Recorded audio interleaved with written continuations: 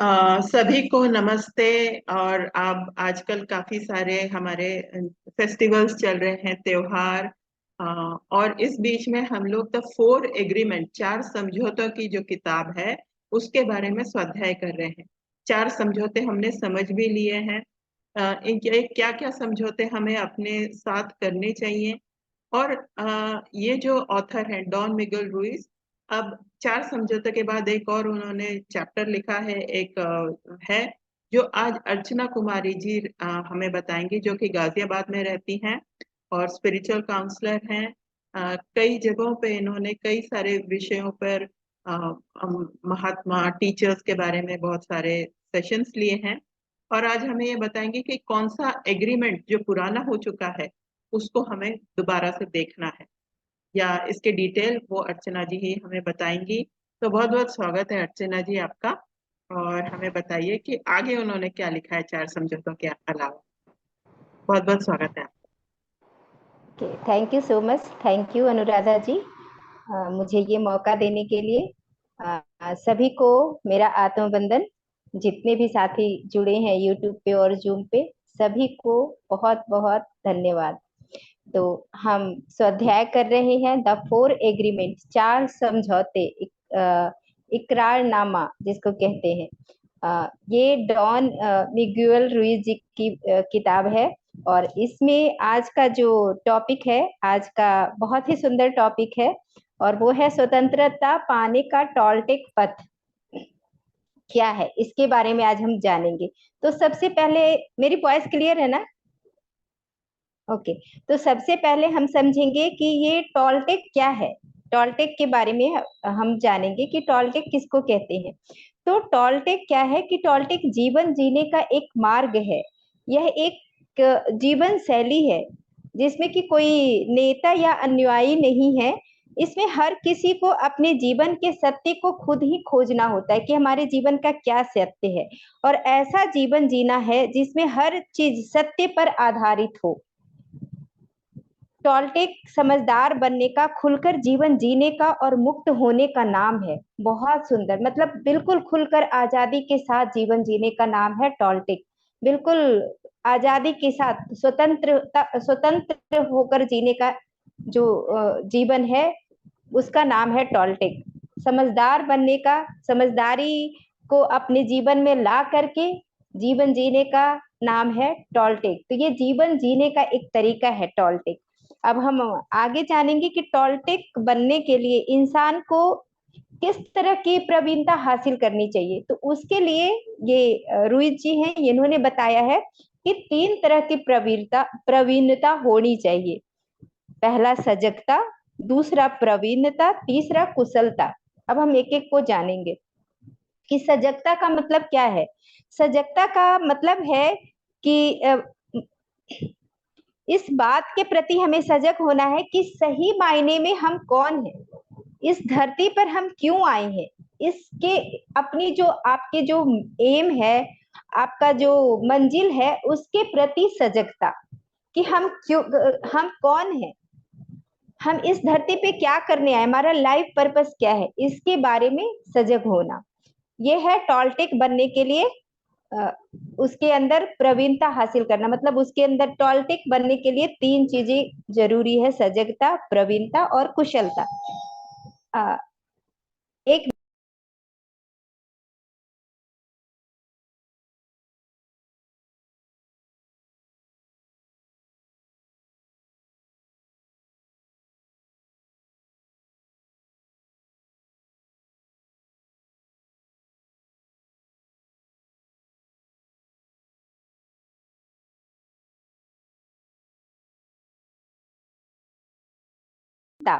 प्रवीणता का है कि हमारे अंदर रूपांतरण लाना। क्योंकि हमारी जब परवरिश हुई थी, तो हमारी परवरिश के दौरान हमारे ऊपर बहुत सारे बंधन लादे गए, उसका रूपांतरण करना, उन बंधनों से मुक्ति पाना, सारे बंधनों से मुक्त होना, उसमें प्रवीणता हासिल करना, ये है प्रवीणता। जैसे क्या, हमारा जब जन्म होता है तो हमारे कितने सारे संस्कार हमारे ऊपर थोपे जाते हैं, ये नहीं करना, वो नहीं करना, ऐसे रहना, ऐसे खाना, बहुत सारी चीजें, और उस बंधनों में हम जकड़ जाते हैं, और उस तरह से, और वो बंधन हमारा चलता रहता है, उससे हम बाहर नहीं निकलते। तुम लड़की हो तो ऐसे कपड़े नहीं पहनो, इधर नहीं जाओ, इससे नहीं मिलो, ऐसे बहुत सारे पुराने बंधन है, उससे मुक्ति पाना। और तीसरा है कुशलता। कुशलता का मतलब आपकी मनसा क्या है, आपका इरादा क्या है, आपकी मंजिल क्या है, उस मंजिल के प्रति जागरूक हो जाना, ये है कुशलता। आपका धर्म क्या है। अब धर्म के अब की बात की जाए तो हम लोग समझते हैं कि धर्म का मतलब हिंदू, मुस्लिम, सिख, ईसाई, ये धर्म है। बट ये धर्म नहीं है, ये है संप्रदाय। असली धर्म है मैं कौन हूँ ये जानना। असली धर्म है कि मेरा लाइफ पर्पस क्या है, मैं इस धरती पे क्यों आया हूँ, ये जानना आपका धर्म है। वो जो हम धर्म की बातें करते हैं वो धर्म नहीं है, वो संप्रदाय है। इसको जानना ही असली धर्म है। तो टॉलटेक के अनुसार कहते कि जिसे हम ईश्वर, ऊर्जा या चैतन्य कहते हैं, उसी चैतन्य के हम सभी अंश हैं। अंश क्या, वही चैतन्य हम हैं। अपने ईश्वर रूप को, अपने शिव रूप को जानना कि मैं ही शिव हूँ, अहम शिव हूँ, अहम ब्रह्मा अस्मि का बोध करना, ये असली धर्म है। तो अपने धर्म के प्रति जागरूक होना, अपने धर्म के प्रति कर्तव्य निभाना, ये है कुशलता। इसके लिए टॉलटेक जी बताते हैं कि अगर आप अपने धर्म के प्रति जागरूक हो तो आपके कुशल हो, क्योंकि हमारे अंदर बहुत शक्तियां हैं और हम उस शक्तियों को नहीं जानते। हम उस शक्तियों को कैसे जानेंगे, उसका माध्यम वही है ध्यान। जितना ज्यादा हम ध्यान करेंगे उतना ज्यादा हम जान पाएंगे, अपनी शक्तियों से जुड़ पाएंगे। अब है नेक्स्ट, बढ़ते हैं हम आगे। स्वतंत्रता पाने का टॉलटेक पथ। देखिए क्या इन्होंने रास्ता बताया है स्वतंत्रता पाने के लिए, उसको हम जानेंगे। तो पहला है पुराने समझौते को तोड़ना।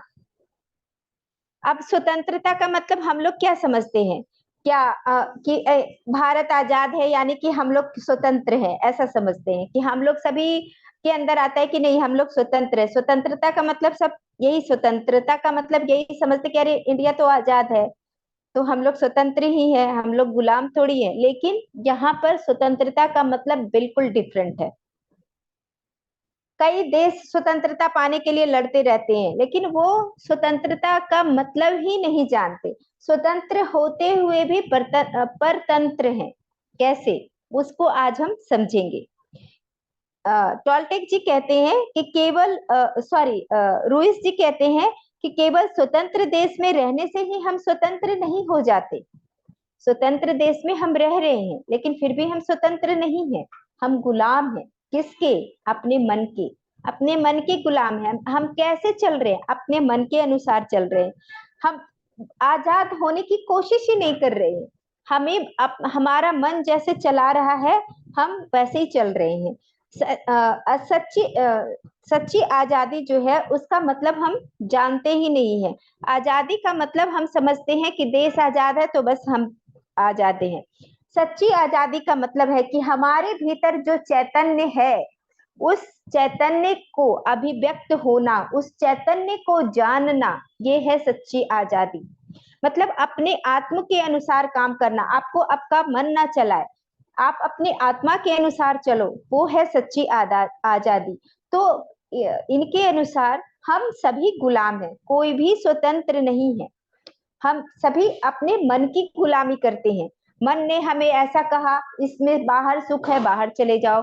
घूमने में हमें खुशी मिलती है, घूमने चले जाओ। जिस चीज में जो इंद्रियों की सुख है उसमें हम डूबते चले जाते हैं अपने मन की गुलामी करते करते।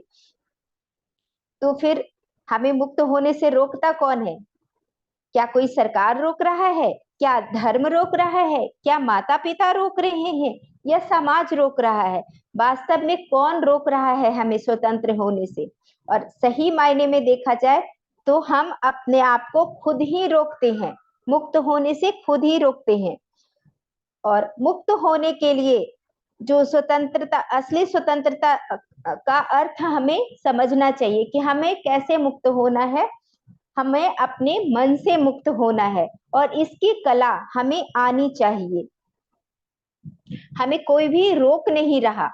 हम अपने मन को सबसे ज्यादा हम ही समझ सकते हैं। हमारे भीतर कोई भी झांक के नहीं देख रहा कि आपके मन में क्या चल रहा है।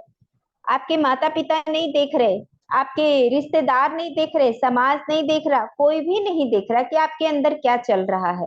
तो आप अपने मन के गुलाम हो और उससे आपको स्वतंत्र होना है और आजाद जीवन जीना है। अब जैसे आजाद जीवन जीने के लिए आप एक उदाहरण से समझिए कि जैसे 3 साल के छोटे बच्चे को देखिए। बच्चा कितना आजाद है, क्योंकि वो जो चाहे वो कर सकता है। वो कितना आनंदित रहता है। बच्चे को जब भी देखो वो आनंद से भरा रहता है। किसी को भी देखो, किसी के अनजान व्यक्ति के पास भी चला जाएगा, उसको डांट दो तुरंत हंसते हुए आपके पास, प्यार करो तुरंत आपके पास आ जाएगा। तो बच्चा बिल्कुल स्वतंत्र होता है। उसके हर एक क्षण वो आनंद के साथ जीता है। मौज मस्ती करते हुए जीवन जी रहा होता है।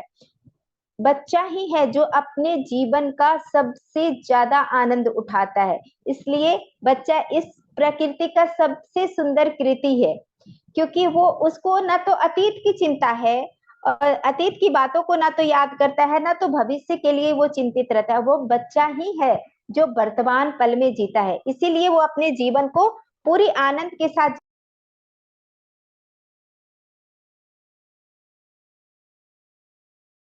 बनना है। क्योंकि छोटा बच्चा अपने,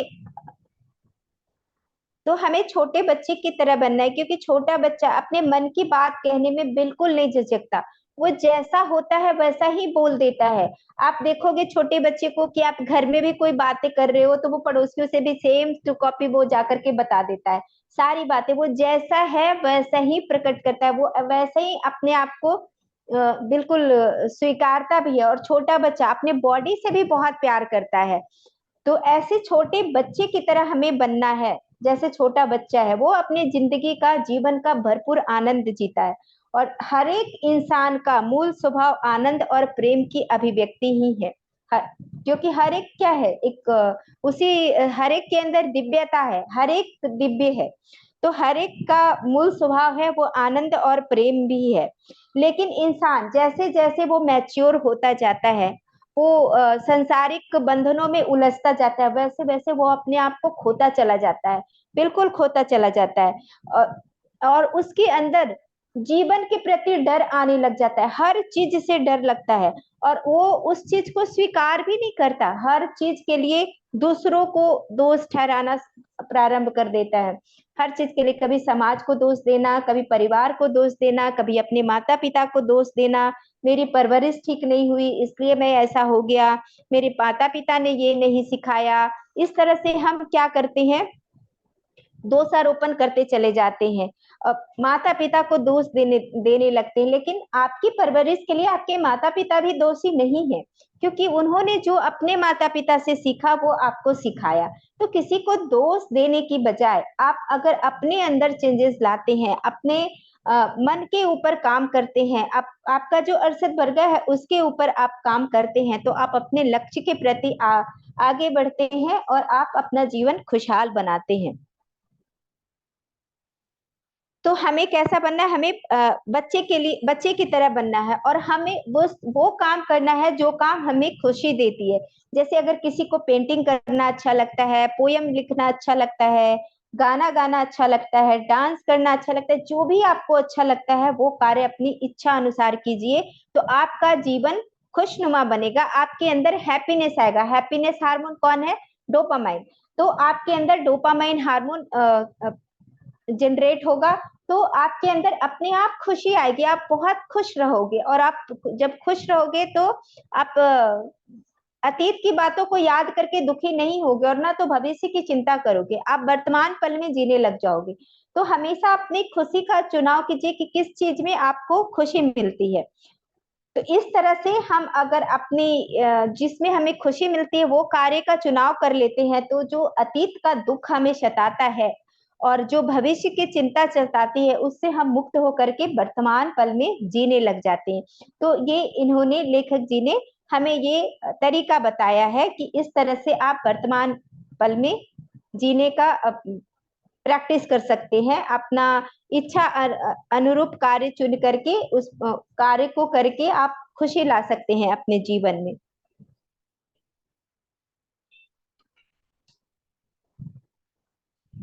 क्योंकि आप हम सोचते हैं कि हम हमारे जीवन में हम दूसरे को दोष देते रहते हैं, लेकिन आपका जीवन जैसा है आपने अपने जीवन का खुद निर्माता हो। पत्री सर भी कहते हैं you create your own reality. आपने अपने वास्तविकता का निर्माण आपने स्वयं किया है। No complaint, no judgment, no comparison. कुछ भी आपको किसी को भी दोष नहीं देना है, किसी को जज नहीं करना, इसने ऐसा कर दिया, उसने ऐसा कर दिया, और ना ही किसी से कोई कंपैरिजन करना है कि उसके साथ ऐसा हो रहा है तो मेरे साथ ऐसा क्यों नहीं हो रहा। ये इन सब चीजों से आपको निकलना है और आपको अपने जीवन को बेहतर बनाना है। आपका परिवार कैसा है उस परिवार को आपको स्वीकार करना है, क्योंकि उस परिवार को भी आपने ही चुना है। आपका परिवार, आपका पति, आपका बच्चा, जो भी है आपके जीवन में, वो सब आपने ही चुना है। तो आपकी सास कैसी है, आपके ससुर कैसे हैं, ननद कैसी है, इन सब को जब आपने ही चुना है तो आपको फिर शिकायत कैसी। जब आप हम कोई ड्रेस खरीदते हैं मार्केट से, तो वो ड्रेस हम अपने पसंद से खरीद कर लाते हैं, फिर हम कहेंगे अरे ये अच्छा नहीं है, ये तो खराब है। तो आपने ही तो खरीदा है, अपनी पसंद से खरीदा है।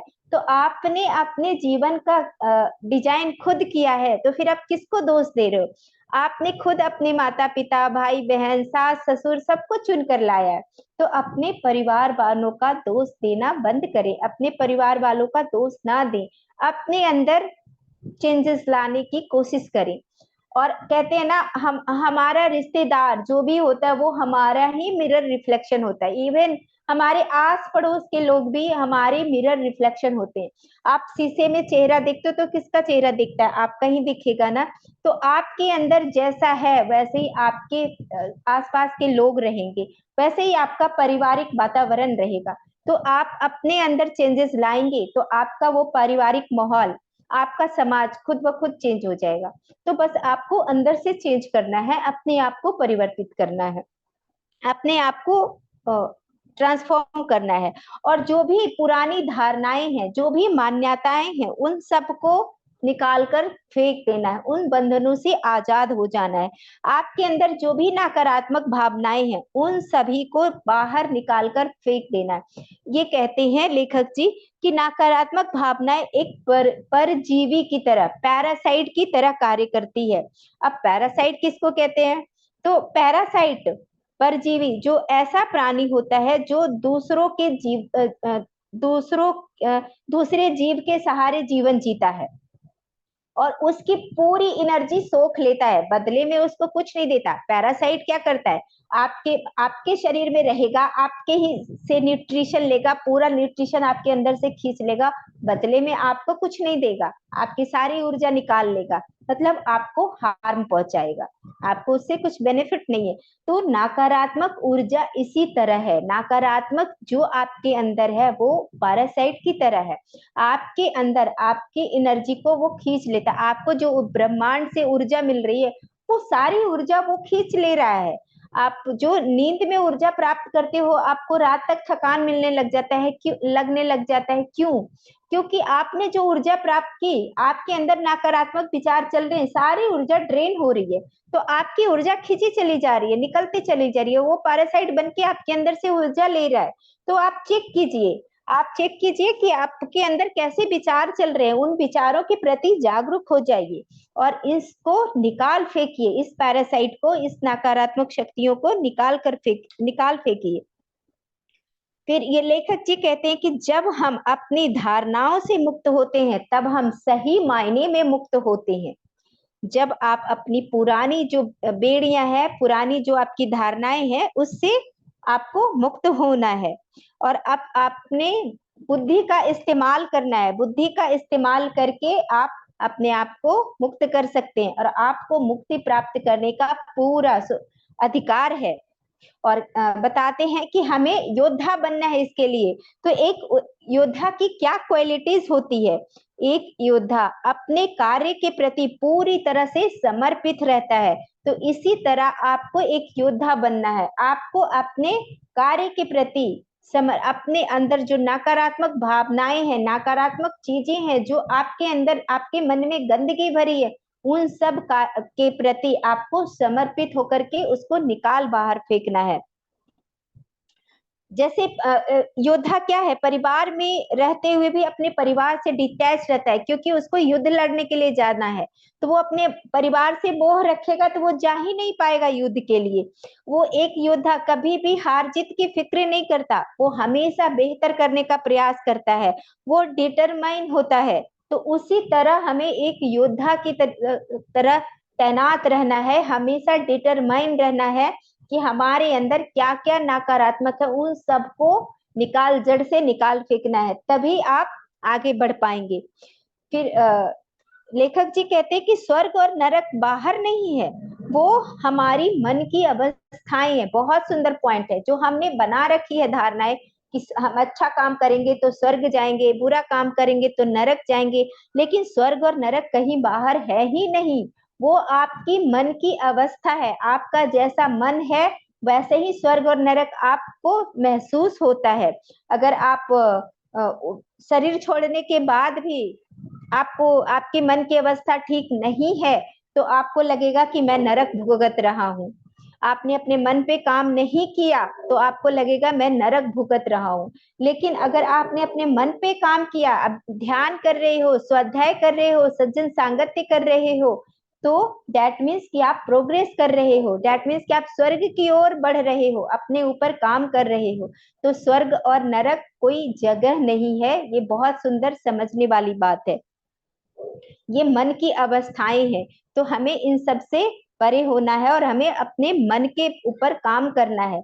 इसीलिए हमारे पास जो टूल है, ध्यान का टूल, और ये प्लेटफॉर्म स्वाध्याय का और सज्जन सांगत्य का, इससे जुड़ना और हर दिन स्वाध्याय और सज्जन सांगत्य करना कितना आवश्यक है ये आप खुद ही समझ सकते हो।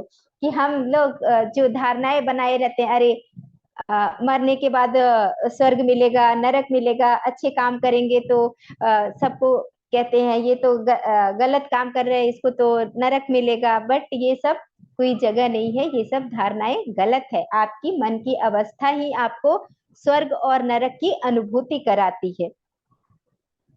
तो अगर आपका मन अच्छा है, आप अच्छे कामों में लिप्त है, तो आप अभी भी स्वर्ग में हो और शरीर छोड़ने के बाद भी स्वर्ग में ही रहोगे।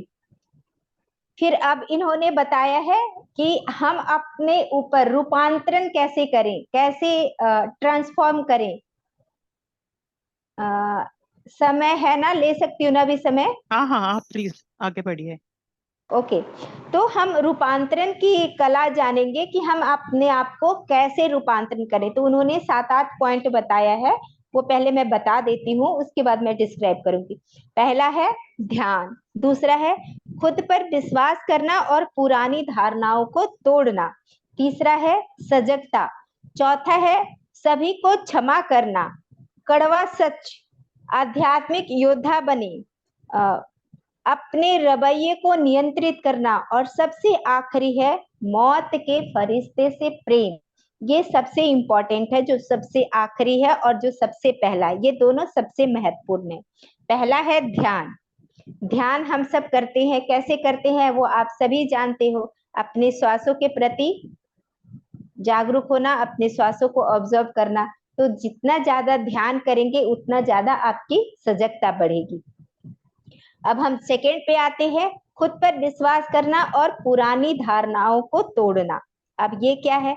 तो इसको हम एक उदाहरण से समझते हैं कि जैसे एक लड़की है, एक लड़की को बचपन में कोई कह दिया कि तुम्हारी आवाज अच्छी नहीं है, तुम अच्छा गाना नहीं गा सकती, तो उसके अंदर ये धारणाएं बन गई कि नहीं जी मेरी आवाज तो अच्छी नहीं है, मैं तो गाना अच्छा गा ही नहीं सकती। उसके ये बिल्कुल धारणा बना लिया उससे, उसके माइंड में जाकर के ये बिल्कुल सेट हो गया कि मैं अच्छा गाना नहीं गा सकती।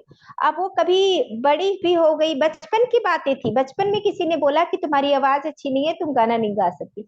अब ये बचपन की बातों को उसने पकड़ के रख लिया, और 20 साल 30 साल तक होने तक भी उसके अंदर यही है सोच कि मैं अच्छा गाना नहीं गा सकती, मेरी आवाज अच्छी नहीं है। और उसकी गाने की भी इच्छा होती, लेकिन वो अपनी इच्छा को दबा लेती और वो गाना नहीं गाती, क्योंकि उसके मन में ये बात बैठी हुई है कि मेरी आवाज ही अच्छी नहीं है, मैं अच्छा गा ही नहीं सकती। अब इस धारणा को तोड़ने के लिए उस लड़की को क्या करना चाहिए था? एक मिनट। को तोड़ने के लिए उस लड़की को क्या करना चाहिए था? उस लड़की को कहना चाहिए था कि भले ही मेरी आवाज अच्छी नहीं है, फिर भी मैं गाने की कोशिश करूंगी। और वो ऐसा इमेजिनेशन करेगी, ऐसा विजुअलाइजेशन करे कि वो गाना गा रही है और लोग ताली बजा बजा कर कह रहे हैं, वाह कितना सुंदर गाया। इस प्रकार अगर वो अपनी लड़की अगर अपनी आवाज के बारे में जो धारणा उसकी बनी हुई थी, उस धारणा को अगर वो बदल लेती, तो वो बहुत अच्छा गाती। तो इस तरह से उदाहरण देकर के इन्होंने समझाया है कि ऐसे आप पुरानी धारणाओं को तोड़ सकते हो, तोड़ने का प्रयास कर सकते हो। जैसे आपको कुछ कोई भी अगर धारणा बनी हुई है किसी चीज के लिए कि मैं खाना अच्छा नहीं बनाती हूँ, कोई कह दिया, आपकी सास ने कह दिया ये तो बहुत गंदा खाना बनाती है, इसको तो खाना ही बनाना नहीं आता, तो ये आप धारणा नहीं बनाइए। आप डिवाइन हो, आपके अंदर दिव्यता है, तो आप इसको, इस धारणा को तोड़िए। अगर आपके मन में ये धारणा बनी हुई है कि मैं अच्छा नहीं कर सकती, मैं अच्छा गा नहीं सकती, मैं अच्छा पढ़ नहीं सकती, मैं अच्छा बोल नहीं सकती, इस तरह की जो भी धारणाएं हैं, इन धारणाओं को तोड़ डालिए। कैसे? अपने संकल्प से अपने मन में ये विचार डालिए कि नहीं, मैं अच्छा कर सकती हूँ, मैं अच्छा कर रही हूँ। और विजुअलाइज कीजिए कि मैं इतना अच्छा खाना बना रही हूँ, लोग स्वाद लेके मजे से खा रहे हैं, कितनी तारीफ कर रहे हैं। इस तरह से विजुअलाइज करके उन धारणाओं को, पुरानी धारणाओं को तोड़ डालिए। तब आप अपने जीवन को ट्रांसफॉर्म करने की सीढ़ी पे चढ़ रहे हैं। तो ये इन्होंने बहुत सुंदर बताया कि इस प्रकार आप पुरानी धारणाओं को, समय लगेगा लेकिन पुरानी धारणाएं आपकी टूटती चली जाएगी और आपके जीवन में रूपांतरण होता चला जाएगा। तो अब हम नेक्स्ट पे पढ़ते हैं। नेक्स्ट है सभी को क्षमा करना। ये भी बहुत इंपॉर्टेंट है, सभी को क्षमा करना। हम क्या करते हैं, अतीत के दुखों को याद कर करके रोते रहते हैं, और अतीत के दुखों को भूलने का सबसे उत्तम उपाय जो बताया है वो है क्षमा। आपको उन सभी लोगों को क्षमा करना होगा जिन्होंने आपके साथ अच्छा व्यवहार नहीं किया है, जिन्होंने आपको दुख दिया है। आपको लगेगा अरे वाह, उसने हमें दुख दिया, उसने हमें इतने ताने मारे, उसने मुझे इतना प्रताड़ित किया, उसको हम क्षमा कैसे कर सकते हैं? जी हाँ, आपको क्षमा करना होगा। जब तक आप उसको क्षमा नहीं करेंगे तब तक आप आगे नहीं बढ़ेंगे। और आप उसको क्षमा करके कोई उस पर उपकार नहीं कर रहे, आप क्षमा कर रहे हो उसको अपने आप के लिए, अपनी प्रोग्रेस के लिए, अपने जीवन को ट्रांसफॉर्म करने के लिए, अपनी पीस को पाने के लिए, अपने आनंद को पाने के लिए। उसको क्षमा करके आपने कोई उपकार नहीं किया। अगर आपको लग रहा होगा कि अरे हम उसको क्षमा कैसे कर दें, हम ये तो बहुत गलत बात हो जाएगी, लेकिन आपको अपने लिए ये क्षमा करना होगा, क्योंकि आपको उन्नति के रास्ते पे आगे बढ़ना है, अपने जीवन को रूपांतरित करना है। तो आपको क्षमा करना, चाहे कितना भी कष्ट दिया हो, कितना भी दुख दिया हो, आपको उसको क्षमा करना होगा। उसके लिए आपके हृदय में कोई भी गिला शिकवा नहीं रखना होगा। आपको यह निर्णय लेना पड़ेगा कि किसी भी घटना के लिए हम दूसरों को दोषी नहीं ठहरा सकते, और ना ही खुद को दोषी ठहराना है। अपने आप को भी क्षमा करना है और दूसरों को भी क्षमा करना है, क्योंकि आप दिव्य हो, आप प्रेम स्वरूप हो, आप दिव्यता से भरे हुए हो। इस बात को आपको समझना होगा। तो आपको ऐसा नहीं कि उनके पास जाकर के आपको माफी मांगनी है, आप उनके पैर पकड़ने, ऐसा कुछ भी नहीं करना। दिल से आंख बंद करके उनके सोल से क्षमा मांगना है, उनको फॉरगिव करना है, और खुद को भी फॉरगिव करना है, चाहे आपके कोई भी रिश्तेदार हो उन। और आपको पता कैसे चलेगा कि ये क्षमा हो गया, मिल गया? आपने क्षमा कर दिया, कैसे पता चलेगा? जिस रिश्तेदार से आपको दिक्कत हुई थी, दुख आया था आपके जीवन में, उस रिश्तेदार का नाम अगर कोई आपके सामने लेता है और आप के अंदर उनके प्रति कोई बेमन कोई उनके प्रति कोई उल्टा भाव नहीं आता है, कोई विपरीत भाव नहीं आता है, कोई बुरा ख्याल नहीं आता है, दैट मीन्स कि आपने क्षमा कर दिया। उसके प्रति अगर प्रेम का भाव आता है, कोई बुरा भाव नहीं आता है, दैट मीन्स कि ये क्षमा आपने कर दिया है। तो इस तरह से आपको कोई भी पुरानी घटना अगर याद दिलाता है उस रिश्तेदार के प्रति और आप के अंदर कोई भाव नहीं उठते, तो दैट मीन्स कि आपके तरफ से क्षमा मिल चुकी है, तो आपने क्षमा कर दिया है। तो इस तरह से अपने आप को चेक करना है। अगर कोई रिश्तेदार मान लीजिए आपका बहुत बुरा किया और जैसे आपको लगा कि नहीं नहीं हम तो उसको क्षमा कर दिए हैं, अब तो मैंने उसको फॉरगिव कर दिया, हम तो ध्यान में इतनी बार जाके बोलते, लेकिन जैसे ही अचानक कोई उसका नाम लिया और आपके अंदर पूरी अतीत की बात याद आ गई, अरे उसने ये किया था, उसने तो ऐसे किया था, पूरी याद आ गई, यानी आपने क्षमा नहीं किया है। आपको और फॉरगिव करने की जरूरत है, फॉरगिवनेस में जाने की जरूरत है। तो ये था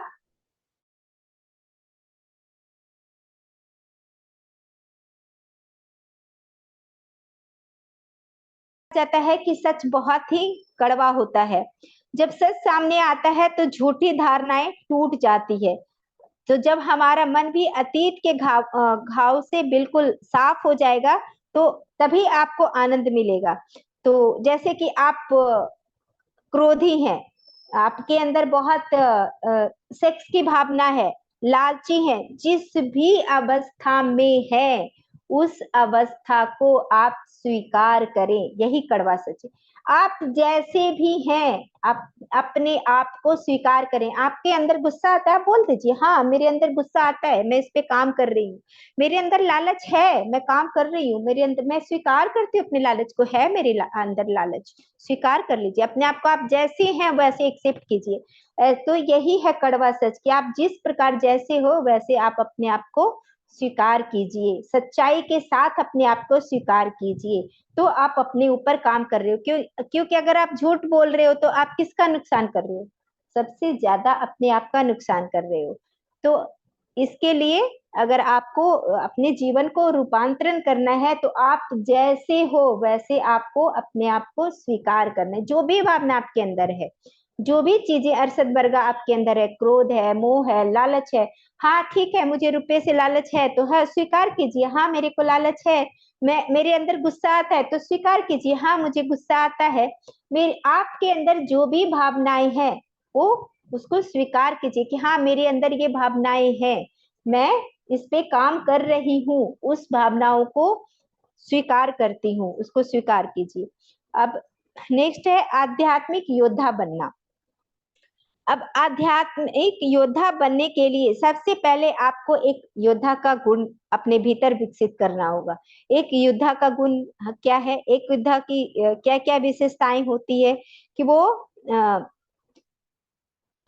अपने परिवार में डिटैच रहते हुए भी वो डिटैच रहता है और पूरे संसार के प्रति एक जैसा रहता है। और एक योद्धा का सबसे जो महत्वपूर्ण और आवश्यक गुण है वो है जागरूकता। योद्धा हमेशा अब इस बारे में सजग होता है कि वो युद्ध के मैदान में है और उसके मन में जो चल रहा है वो युद्ध में अनुशासन की आवश्यकता है। ये बहुत ही वंडरफुल पॉइंट है कि जो योद्धा रहता है वो हमेशा इस बारे में जागरूक रहता है कि मैं युद्ध के मैदान में हूँ। तो आपको भी इस बात के लिए सजग होना है कि मैं भी युद्ध के मैदान में हूँ, हमारे मन से युद्ध चल रहा है। समझ रहे हो कितना वंडरफुल पॉइंट है कि मन से आपका, तो आप क्या हो? युद्ध के मैदान में हो। आपको देखना है कि हम अपने मन पे कैसे विजय प्राप्त करें, किस तरह का कार्य करें कि हमारा मन, हम मन पे विजय प्राप्त करें। और इसके लिए बहुत सुंदर इंपॉर्टेंट पॉइंट बताया है, इसको आप लोग भी बिल्कुल अंडरलाइन कर लीजिए कि एक योद्धा के लिए सबसे ज्यादा इंपॉर्टेंट पॉइंट है अनुशासन, डिसिप्लिन। तो वैसे ही आपके अपने मन पे कार्य करने के लिए सबसे इम्पोर्टेंट पॉइंट है वो है डिसिप्लिन, अनुशासन। तो अपने मन को अनुशासित कीजिए। ये काम नहीं करना तो नहीं करना, ये चीज हमें अब जो आपके लिए नुकसानदायक है, जो आपके जीवन के लिए नुकसानदायक है, उसको नहीं करना तो नहीं करना है। ये डिसिप्लिन आपके जीवन में आना बहुत जरूरी है, तभी एक आप पक्के ध्यानी बन पाओगे। ध्यान करना है तो करना है, 1 घंटे का ध्यान हर दिन करना है तो करना है। ये डिसिप्लिन लाना है अपने जीवन में, ये अनुशासन लाना है अपने जीवन में, तभी आप एक कार्य कर पाएंगे, तभी आप अपनी भावनाओं को, मन को समझ पाओगे। तो फिर नेक्स्ट है, नेक्स्ट पे हम आते हैं। नेक्स्ट है अपने रवैये को नियंत्रित करना। अब हम इसके बारे में समझेंगे। 1 मिनट बस, मुझे टाइम। इसको भी एक उदाहरण से समझते हैं कि अपने रवैये को नियंत्रित हम कैसे करेंगे। जैसे कि मान लीजिए कि आप किसी दिन जल्दी उठते हैं और दिन भर का आप अपना रूटीन बना लेते हैं, आप बहुत मजे में रहते हैं, बहुत मस्ती में रहते हैं कि आज तो बहुत अच्छा से हमारा समय बीतेगा, इतने इतने काम करना है, सब आपने बना लिया। और जब आप ब्रेकफास्ट कर रहे होते हो तो जो भी है घर वाले से, आपके घर में जो भी रिश्तेदार जो भी हैं आपके परिवार वाले, उनसे थोड़ी कहासुनी हो जाती है, बकझक हो जाती है। और उस कहासुनी में क्या होता है, आपको गुस्सा आ जाता है और आप गुस्से में बहुत उल्टा सीधा बोल देते हो, बहुत कुछ बोल देते हो। तो उसके बाद क्या होता है, आपका मूड पूरा खराब हो जाता है, पूरा दिन खराब हो जाता है। तो आपने क्या किया, आपने पूरा दिन अपना खराब कर लिया। क्यों? ये किसकी वजह से हुआ? ये आपकी वजह से हुआ, क्योंकि आपने अपने गुस्से पे, अपने उन सब चीजों जो आपके अंदर क्रोध आ रहा था, उन पे आपने नियंत्रण नहीं रखा। आपने अपने व्यवहार के प्रति आपने नियंत्रण नहीं रखा, अपने अपने मन के ऊपर नियंत्रण नहीं रखा।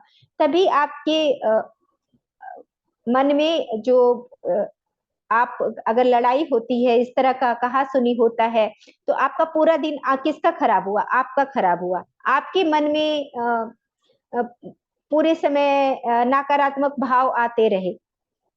तो आपको अपने ऊपर काम करने के लिए क्या करना पड़ेगा? जैसे हमारा ये है, 7 शरीर है, ये तो भौतिक शरीर दिख रहा है। तो हमारी जो इमोशनल बॉडी है, आपकी जो भाव उस उत्पन्न हो रहा है इस कहा-सुनी के दौरान, ये सारा भाव कहाँ स्टोर हो रहा है? इमोशनल बॉडी में। इमोशनल बॉडी में स्टोर होकर के ये कहाँ जाएगा? आपकी इस जन्म में तो कैरी होगा ही होगा, अगर आपने इस पे काम नहीं किया, इसको नहीं निकाला, तो ये नेक्स्ट बर्थ में भी जाएगा। तो इसलिए अपनी इमोशन पे, अपनी इन सब चीजों पे कार्य करना अति आवश्यक है, बहुत बहुत आवश्यक है। और कहते हैं कि जिसकी जैसी भावना रहती है उसको दुनिया भी वैसे ही नजर आती है। तो आपकी भावना जैसी रहेगी आपको दुनिया वैसी नजर आएगी। अगर आपके अंदर भावना नकारात्मक है तो आपके अंदर सारी दुनिया आपके अंदर वैसी ही नजर आएगी कि अच्छा, आप तो आपके अंदर अगर खराबी है तो सारी दुनिया खराबी आपको नजर आएगी। आपके अंदर अच्छाई है तो सारी दुनिया अच्छी नजर आएगी। आपके अंदर ईमानदारी है तो सारी दुनिया आपको ईमानदार नजर आएगी। तो जैसे आप अंदर से हो, सारी दुनिया वैसे ही आपको नजर आएगी। तो ये बहुत ही सुंदर पॉइंट है कि अपने रवैये को नियंत्रित कीजिए। आपके अंदर कैसा रवैया है, आपके अंदर कैसा भाव उठ रहा है, उन सब चीजों पे आप नियंत्रित कीजिए। अब हम आते हैं नेक्स्ट पॉइंट पे। जो नेक्स्ट है वो है मौत का पूर्व संकेत या मौत के फरिश्ते से प्रेम। ये बहुत महत्वपूर्ण है। ये महत्वपूर्ण इसलिए है कि देखिए, जीवन का सत्य है, बहुत कटु सत्य है, मृत्यु। जिसका भी जन्म हुआ है उसको उसका मरना तय है, मृत्यु तय है। जिस दिन जो बच्चा जन्म लेता है उसी दिन उसकी मृत्यु भी तय होती है। लेकिन फिर भी हम ये इस बात को समझते ही नहीं, मानते ही नहीं। हम तो जीवन ऐसे जीते हैं जैसे कभी मरना ही नहीं हो। तो इस बात को, इस अटल सत्य को कोई भी नहीं स्वीकारता। कोई स्वीकारता भी है तो उसको छोड़ देता है, भूल जाता है कि नहीं, मरना पता नहीं, हम तो बुढ़ापे में, जब बुढ़ापा आएगा तब मरेंगे, लेकिन इसका कोई समय नहीं है, कब वो समय आ जाए और आपको जाना पड़ जाए इस पृथ्वी पर से। तो इस सच्चाई को, इस अटल सच्चाई को आपको स्वीकार करना है और हमेशा अपने मन को याद दिलाना है कि रे मन, कब मृत्यु आ जाएगी, कब तुम्हें जाना पड़ जाएगा, क्यों व्यर्थ की उलझनों में उलझा हुआ है।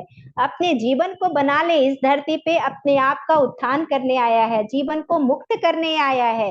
कितने कितने जन्मों से हम भटकते आ रहे हैं, कितने कितने जन्मों से हम कष्ट पाते आ रहे हैं, तो उन सब दुखों से मुक्त होने आया है हमारा मन। दुखों से मुक्ति कैसे मिलेगी? जब आप अपने मन के गुलामी से आजाद हो जाएंगे, तभी आपको दुखों से मुक्ति मिलेगी। ये मन ही आपको दुखी कर रहा है, तो इससे, इसकी गुलामी की जंजीर को तोड़ना है, आजाद होना है, स्वतंत्रता पाना है, तभी आप स्वतंत्र हो पाओगे, तभी आप मुक्त हो पाओगे। तो आपको अपने मन को हमेशा मौत की, मृत्यु की याद दिलानी है। मेरे गुरुजी कहा करते थे कि मरना मरना सब कहे, मरना न जाने कोई, एक बार ऐसा मरो कि फिर मरना ना हो। मरना मरना तो सब कोई कहता है, छोटी छोटी परेशानियों से घबरा के अरे हम मर जाते, इतनी परेशानी है, इतना जीवन में दुख है। तो ये जो तुम मरना मरना की रट लगाते हो, मर जाते, एक बार ऐसा मरो ना कि जीवन मृत्यु का ये खेल ही खत्म हो जाए। तो वही है कि मरना मरना सब कहे, मरना न जाने कोई, एक बार ऐसा मरो कि फिर मरना ना हो। तो एक बार इस तरह से तुम मर जाओ कि फिर जीवन मृत्यु का झंझट ही खत्म हो जाए। तो तुम लोगों को मरना ही नहीं आता, हमारे गुरुजी कहा करते थे, तुम लोगों को मरना ही नहीं आता, इस प्रकार मरो कि इस खेल को ही खत्म कर दो। तो वही इन्होंने भी बताया कि मृत्यु का कोई समय नहीं होता, यह कभी भी आ सकती है। अब जैसे इसको एक उदाहरण से इन्होंने समझाया है कि जैसे एक इंसान अस्पताल में जाता है और उसको पूरा चेकअप कराने के बाद पता चलता है कि वह सिर्फ 1 हफ्ता जीने वाला है। तो उसके पास अब क्या है, उसके पास 1 हफ्ता का ही जीवन है। बस 1 हफ्ता के बाद डॉक्टर ने उसको बोल दिया कि बस अब 1 हफ्ता की जिंदगी है, अब तो तुम 1 हफ्ता के बाद मर जाओगे। तो उसके पास 2 विकल्प है, या तो अपना 1 हफ्ता पूरा वो रोते हुए गुजार दे, दुखी होते हुए कि अरे मैं मरने वाला हूँ, मैं तो ये नहीं कर पाया, मैं तो वो नहीं कर पाया। पहला विकल्प तो ये है कि वो रोते हुए, दोष देते हुए ऐसे वो अपना जीवन खत्म करे। दूसरा विकल्प है कि वो सोचे कि अरे मेरे पास तो अब जिंदगी का 1 हफ्ता रह गया है, अब मैं खूब खुशी से जीऊंगा, खूब आनंदित रहूंगा, जिसको भी मैंने दुख दिया है सबसे माफी मांगूंगा, मैं किसी चीज का कोई परवाह नहीं करूंगा, जो लोग मेरे बारे में सोचता है सोचते रहे, मैं किसी की परवाह नहीं करूंगा, मैं अपने जीवन को आनंद के साथ जीऊंगा। तो इस तरह से अगर वो जीवन बिताता है तो 1 हफ्ता वो मजे में जीता है, आनंद के साथ जीता है, और उसको उसकी अगर मृत्यु भी होगी तो वो आनंद के साथ जाएगा। तो कहने का मतलब यही है कि अपना जीवन ऐसे जिए हर दिन कि मेरा ये अंतिम दिन है, हर दिन ऐसे जिए कि ये मेरा आखिरी दिन है। और प्रत्येक दिन का शुरुआत ऐसे ये सोच कर करें कि आज मैं सूरज का दर्शन कर रहा हूँ, इसलिए दर्शन कर रहा हूँ क्योंकि मैं जीवित हूँ, और उस जीवित रहने के लिए परमात्मा का धन्यवाद करें, परम पिता परमेश्वर का धन्यवाद करें। परम पिता परमेश्वर आपका बहुत बहुत धन्यवाद, धन्यवाद, धन्यवाद कि आपने मुझे आज का यह दिन दिया, आज का इतना शानदार दिन दिया, इसके लिए आपको तहे दिल से शुक्रिया, बहुत बहुत शुक्रिया। इस तरह से सुबह उठ करके ये प्रेयर करें और परमात्मा का धन्यवाद करें। अपने प्रियजनों को भरपूर प्रेम दे, सबके साथ प्रेम और आनंद के साथ जिए, क्योंकि आप इस तरह से जीवन जिए कि ये आपका आखिरी दिन है, और सुबह के समय में भी और रात के समय में भी। तो इस तरह से जब आप कार्य करेंगे तो आप वर्तमान पल में जीने लग जाएंगे और धीरे धीरे आप अपनी मंजिल की ओर बढ़ने लग जाएंगे। तो इस तरह से इन्होंने इतने सारे पॉइंट्स बताए जो हम अपने जीवन में अपनाकर अपने जीवन को रूपांतरित कर सकते हैं। हर चीज के लिए धन्यवाद करते हुए अपने जीवन को रूपांतरित कर सकते। तो ये इन्होंने बताया था और आप लोगों ने इतने प्रेम से और धैर्य के साथ मुझे सुना, इसके लिए बहुत बहुत धन्यवाद। Thank you so much. मैं अपने वाणी को यहीं पे विराम देती हूँ। Thank you so much. जी अर्चना जी, आपने ये सारे पॉइंट्स बताकर हमें नई ऊर्जा में ला दिया है। आपके वाणी में भी ऊर्जा है, ये मैंने देखा। और ये जो पाठ था, मैंने बहुत सरसरी निगाहों से पहले देखा था, पता नहीं था कि ये इतना लंबा है। लेकिन हो सकता है कि शायद हम अपने ग्रुप में इस पर फिर एक कोई नया सेशन करें, क्योंकि इसके हर एक पॉइंट को फिर एक और सेशन में, सेकंड सेशन में भी किया जा सकता है। तो आज समय को देखते हुए आज हम बस 1 मिनट का मौन रखेंगे, और फिर अगर किसी को कोई बात याद आई हो या कुछ ऐड करना हो तो हम ऐड करेंगे और फिर सत्र को समाप्त करेंगे। हम इस तरह आज का सत्र आगे बढ़ाते हैं। तो बस 2 मिनट का आंखें बंद करके आज हमने जो सुना है उस पर हम थोड़ी सी अपने मन में विचार करेंगे कि कौन कौन सी ऐसी चीजें हैं जो हमें इसको नया बनाना है, नए एग्रीमेंट करने हैं, कौन सी पुरानी चीज जो है हम उसको उखाड़ के रख सकते हैं।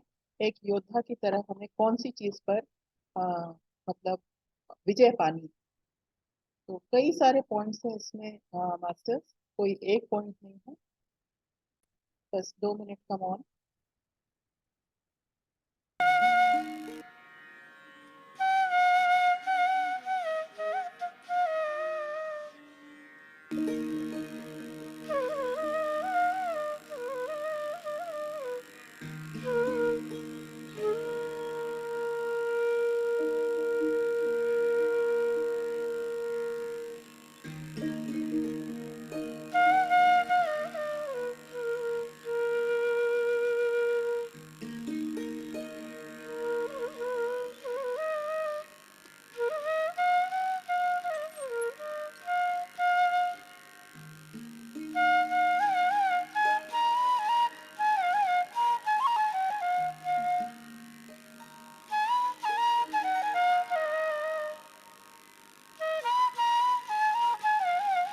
आज के सत्र के लिए एक चीज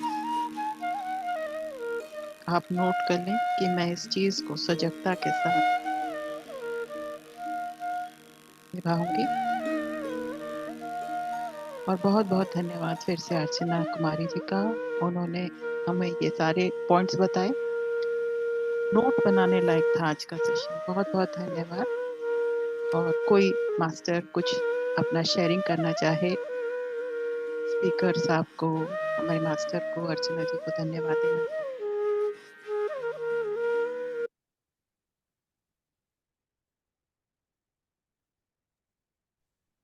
किसी एक एक पर चर्चा करने में तो बहुत समय लगेगा। मैंने सिर्फ 2 लाइन का एक दोहा याद आया है कि जब मैं आया जगत में, जग हंसा मैं रोया, ऐसी करनी कर चलूं, मैं हंसूं जग रोए। तो ऐसा याद करें हमें, हमारे कर्म ऐसे हों, हमारे काम ऐसे हों, हम किसी की किसी बात को ना चिंता करते हुए सिर्फ अपने आप को सुधारने की, अपने अंदर बदलाव लाने की चिंता करें। तो जब हम जाएं तो हम तो हंसते हुए जा रहे हैं, लोग हमें याद कर रहे हैं। जी तो आज जी का अविनाश जोड़ मुझे ये लगा। जी जी, बाकी आपने सही कहा कि आज के एक एक वाक्य में एक एक पूरा सेशन हो सकता है। आज का बिल्कुल पाठ जो ऐसा था, तो हम ऐसा जी प्लान करेंगे अगले हफ्ते में या कभी। आज के लिए हम अर्चना जी को, सभी को बहुत बहुत धन्यवाद देते हैं। कोई और मास्टर कुछ कहना चाहेंगे, अपना 2 शब्द रखना चाहेंगे? अर्चना जी, आप बहुत अच्छा बोलते हैं, बहुत अच्छा एक्सप्लेन करते हैं, बहुत अच्छा बोलते हैं। मतलब आपको भी अगर मैं धन्यवाद देना शुरू करूं तो शायद 10 मिनट लगेंगे। इतना अच्छा आपने समझाया। Thank you so much. आज हम बहुत, मतलब मैं थोड़ा जल्दी में भी हूँ, तो थैंक जी you so ma'am. Much. Thank you, जी ma'am, thank you so thank you, much. Thank you. Padma ji, आप अपना बात रखें। पद्मा जी। हाँ अर्चना जी, सच में आपकी एनर्जी बहुत है। 1 घंटा आप कंटिन्यूस बोले, इतने लंबा चैप्टर है था और कुछ बचा ही नहीं, सब सब बोल दिया आप। आपका एनर्जी जो फ्लो था आपकी बातों में आ रही थी सब। और छोटी सी मैं लिख रही थी आप जब बोल रहे थे, तो सबसे पहली हैप्पी हार्मोन्स जो है आप हर रोज हमारे जो अभी क्लास में जितने भी हैं हर रोज एक एक बनाना खाइए, उसमें हैप्पी हार्मोन्स रहता है। बहुत खुश रख सकते हैं, उसमें एक ब्रेन केमिकल रहता है जो हैप्पी हार्मोन्स को स्टिमुलेट करता है। और दूसरी बात मैम बोले फॉरगिवनेस के बारे में, वो मैं थोड़ा सा बोलना चाहूंगी एक ही लाइन में। हम तभी फॉरगिव कर सकते हैं मास्टर जब हम लॉ ऑफ कर्मा के साथ अवेयर रह सकते हैं। जो भी आज हमारे इस डेट में इस समय हमारे साथ हो रहा है, वो सब मैंने पहले कभी किसी के साथ किया है। बस इतना अवेयरनेस हमें फॉरगिवनेस के पास जा सकते हैं, नहीं तो हम कभी फॉरगिव नहीं करेंगे। कोई भी फॉरगिव नहीं कर पाएगा। क्यों इतना मेडिटेटर जो मेडिटेटर नहीं है वो फॉरगिव नहीं कर पाते। जो मेडिटेटर हैं वो ही आध्यात्मिकता में जो होते हैं वो फॉरगिव कर पाते हैं। आज की लाइफ में सोसाइटी में जितने भी लोग जितने भी समस्या आप देखते हो वो फॉरगिवनेस नहीं दे पाते हैं। ईगो को पकड़ रहता है, क्रिटिसिज्म भी रहता है, और जहाँ जजमेंट क्रिटिसिज्म रहते हैं तहाँ उस जगह पर कंडीशन अनकंडीशनल लव रहता ही नहीं है। और बच्चे के पास ये तीन चीज नहीं होता है, वो किसी को लेवल में नहीं देखता, उस सोल के लेवल पे तो वो उसे पता भी नहीं, तो किसी को कुछ को लेवलिंग नहीं करता। दूसरी वो अनजजमेंटल है, किसी के लिए उसका जजमेंट नहीं। आप अच्छा हो बुरा हो, खूनी हो डकैत हो, कोई फर्क नहीं पड़ता उसके, गरीब हो धनी हो, उसके काम के लिए आप अप्रिशिएट करोगे नहीं करोगे, नथिंग, उसके लिए कोई मायने नहीं रखता। और किसी का क्रिटिसाइज नहीं। बहुत बहुत धन्यवाद। मैं सभी की तरफ से अन्नपूर्णा जी पल्लवी जी जो निकल गए हैं, तो उन सभी जो जुड़े थे उन सभी की तरफ से तो दोबारा से धन्यवाद देती हूँ। बहुत बहुत धन्यवाद मैम जी, आप जब भी आती हैं नई ऊर्जा के साथ आती हैं। बहुत बहुत बहुत बहुत धन्यवाद। बहुत बहुत और आज प्लीज क्लास में जिसको भी आइज प्रॉब्लम है 7 o'clock को थोड़ा ज्वाइन करके ट्रायल लीजिए, सच में वो एक्यूप्रेशर काम कर रहा है।